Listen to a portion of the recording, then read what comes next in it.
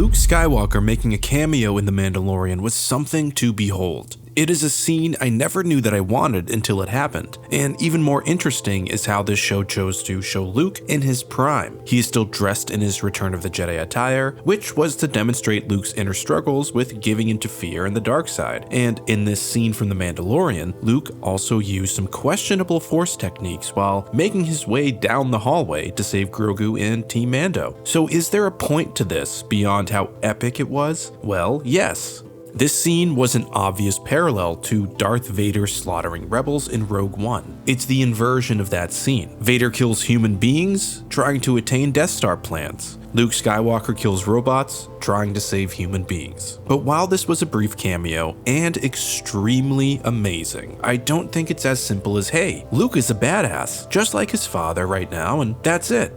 How Luke uses the Force, regardless of his alignment, is important to acknowledge in this sequence. Its similarity to Vader is key. Now, the questionable Force technique Luke used against the droids is called Force Crush, or Force Grip. To make this sound as disturbing as possible, if the user of this technique is powerful enough, they can raise their enemies into the air and crush them from the inside out. We have seen this technique used by Darth Vader, as well as Mace Windu and Obi-Wan Kenobi, so there have been other Jedi known to have used this technique. With that said, it is known to be forbidden for Jedi to use this. To use this technique is to allow the dark side to flow through you, and Obi-Wan and Mace Windu were in situations where they were forced to use this technique in order to save lives. On the other hand, Luke chose to use this technique when he actually didn't need to. He could have easily just used his lightsaber to cut the droid in half. What else makes this interesting to me is Luke's history of using Force Choke in Return of the Jedi to make his way around Jabba's palace. Luke characteristically uses abilities we would all consider to be oriented in the dark side. But of course it's not all the time, but I do find it interesting, especially now, that The Mandalorian showed him to be continuing this habit of using those abilities. It's arguable and possible that Luke found some form of balance between the light and dark, making it so that this power would not corrupt him. But as Yoda told him in The Empire Strikes Back, once you start down the dark path, forever will it dominate your destiny. So the choice of Luke's appearance, the parallel to Vader in the hallway scene, the use of this technique seems to all lead towards one conclusion for me. Luke, although currently aligned in the light as a Jedi, believes that he can use aspects of the dark side, and because of this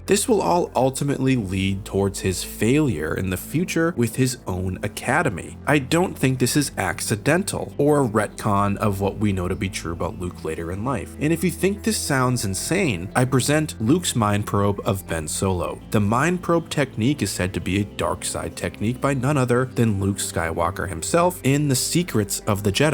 We know that this technique searches through the mind of the other person, and this is used in order to attain information. Kylo Ren uses this on Rey, and Luke uses this on Kylo. And this technique is said to be painful. However, Ben Solo looked pretty relaxed while he was sleeping when this was happening, so who knows. Regardless, I see a big connection between this legendary Luke in his prime, almost acting like a light side proxy to Darth Vader, and his future failure connecting to the fated Knight in the Hut. Luke let fear overcome him as a Jedi Master, and for a brief moment, let that flow through him, almost going through with snuffing out his nephew for the greater good of the galaxy. To me, it's an understandable reaction to fear, and a younger Luke allowing the dark side to flow through him for the greater good of Din, Grogu, and everybody else looks like a setup to look at Luke still as a Jedi teetering with the dark side.